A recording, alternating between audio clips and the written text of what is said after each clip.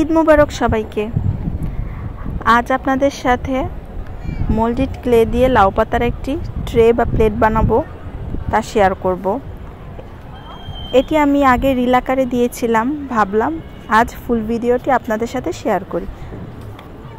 আমি এখানে moulded clay বেলে নিব। বেলে নেওয়ার জন্য আমি এখানে ট্যালকম পাউডার ইউজ করেছি। আর সবার ঈদ কেমন কাটলো?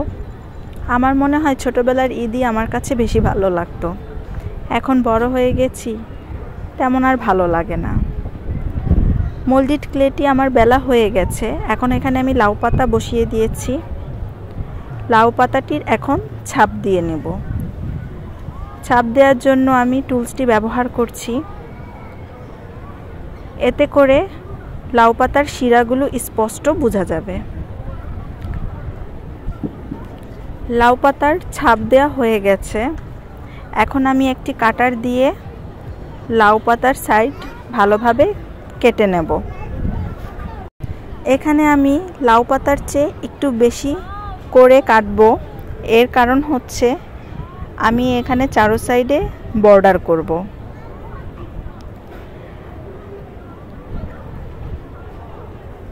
লাউ পাতাটি তুলে ফেলবো আর সাইডে যে বাড়তি ক্লেগুলো আছে সেগুলো উঠিয়ে ফেলবো।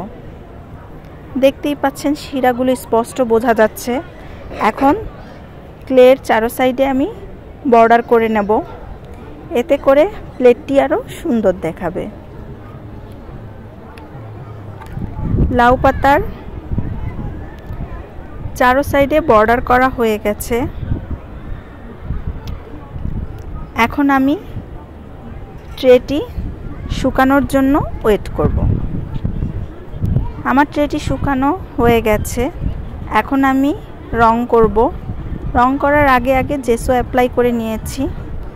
জেসো শুকিয়ে গেছে। এখন আমি রয়্যাল ব্লু কালারের অ্যাক্রিলিক রং ট্রেটিতে ব্যবহার করব। এখানে আমি এক কোট ব্যবহার করেছিলাম। এক কোট শুকিয়ে আসলে আবার আরেক কোট দিয়ে নেব। এখন বর্ডার করে নেব।